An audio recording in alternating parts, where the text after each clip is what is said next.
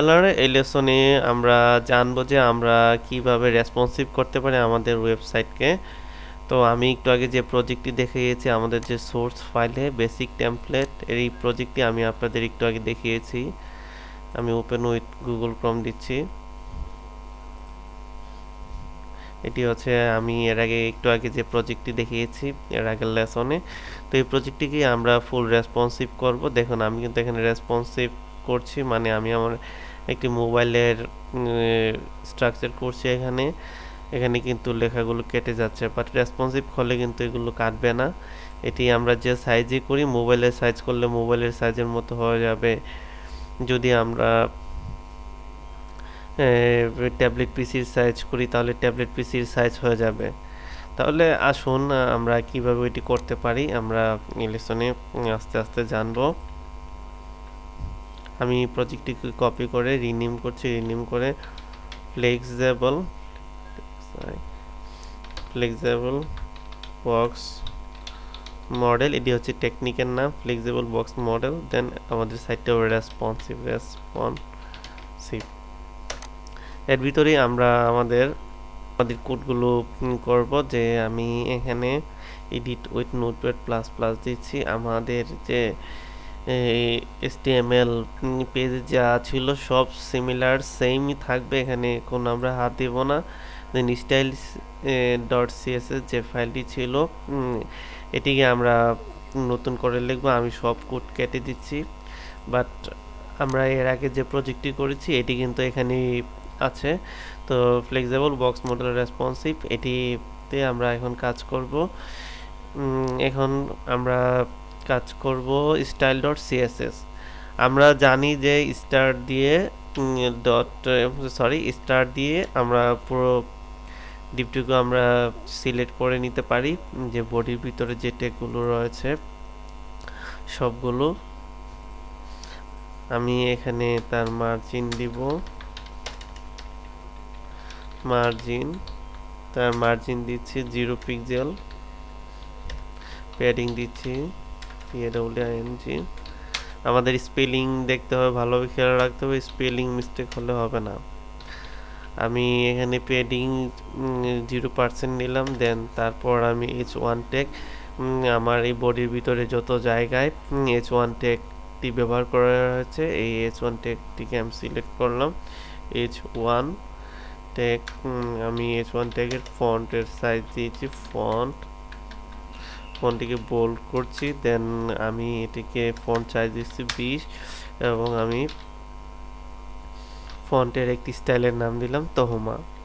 দেন তারপর আমার এখানে যে H1 ট্যাগের পরে যে ট্যাগগুলো রয়েছে H3 ট্যাগ রয়েছে, এখানে আমি H3 ট্যাগ ব্যবহার করছি। আমি এখানে লিখছি H3 ট্যাগ, তার ভিতরে আমি এটিকে দিচ্ছি ফন্ট বোল্ড করছি। দেন আমি সাইজ দিচ্ছি 14। দেন আমি এখানে ফন্টের নেমটি দিয়ে দিলাম তহমা। আমি এটিকে ব্রাউজারে যদি আমরা দেখি রান করাচ্ছি, রান করে লঞ্চিং ক্রম। সরি ডিয়ার লার্নার, আমি স্টাইল শিটটিকে ব্রাউজ করেছি। স্টাইল শিটকে ব্রাউজার করলে এরকম কোড দেখা যাবে। সো আমরা এরকম করব না, আমরা করব যে index.html যে পেজটিকে আমরা সবসময় ইন্ডেক্স ফাইলটিকে আমরা রান করাবো ক্রম। হ্যাঁ ডিয়ার লার্নার, দেখুন এখানে কিন্তু আমি এটিকে সাইড করে নিচ্ছি। এখানে কিন্তু এটি দেখা যাচ্ছে যে আমরা যে স্টাইলগুলো করেছি, কোড লিখেছি সবগুলো কিন্তু ঠিক হয়েছে। এখানে ফন্ট সাইজ 20 হয়েছে, এখানে 0 পিক্সেল। আমরা মার্জিন প্যাডিং 0 নিয়েছি। দেন ফন্ট বোল্ড করেছি, H1 ট্যাগের যতগুলো H1 ট্যাগ আছে ফন্ট বোল্ড হয়েছে। দেন ফন্টের সাইজ 20 তহমা সাইজ, এবং H3-তে যেগুলো আছে যেমন এখানে দুটি রয়েছে H3-তে এটিও 14 করে নিয়েছি। এখন যদি এখানে কমিয়ে দিই, এখানে যদি আমি কমিয়ে দিই 8 মানে 8 পিক্সেল যদি দিই আমি, তাহলে দেখুন এখানে কিন্তু কমে যাবে, এখানে কিন্তু কমে গেছে, এখানে কমে গেছে। সো আমি এখানে দিচ্ছি আপনার 14 পিক্সেল। আমরা আমাদের মতো করে এখানে ব্যবহার করতে পারবো। দেন তারপর আমরা এখানে যে হেডারগুলো আগে ব্যবহার করেছি HTML ট্যাগগুলো, HTML এর যে ট্যাগ ব্যবহার করছি এখানে, যেমন হেডার ট্যাগ, তারপর হচ্ছে ন্যাপ ট্যাগ ব্যবহার করছি, সেকশন, আর্টিকেল, এগুলোকে আমি ডিসপ্লে ব্লক করে দিব। আমি সবগুলোকে এখান থেকে সিলেক্ট করছি। হেডার হেডার লিখছি, তারপর section,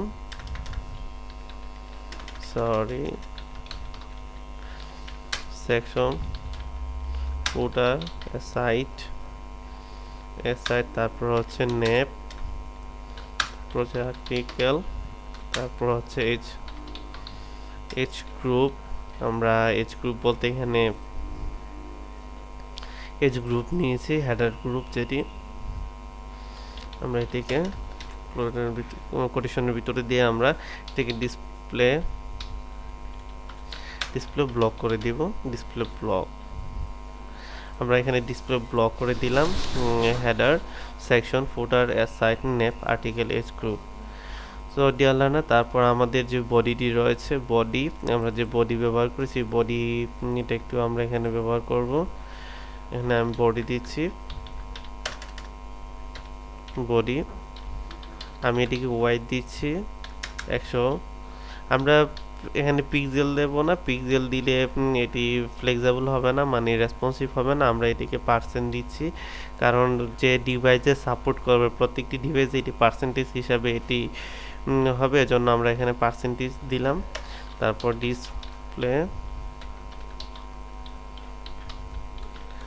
display hyphen web kit box, এটি হচ্ছে CSS3 একটি property. Then hyphen web kit box hyphen pack, আমরা এটিকে করছি সেন্টার। আমরা এখানে সেন্টার করলাম। আমরা ব্রাউজারে যদি দেখি, এখানে দেখুন যে web kit hyphen box centre আমি সেন্টার করেছি এখানে, এবং ডিসপ্লে ওয়েব কিট বক্স, এই এতটুকু হচ্ছে CSS3 প্রপার্টি, যেটি হচ্ছে গুগল ক্রমে আপনার সাপোর্ট করে।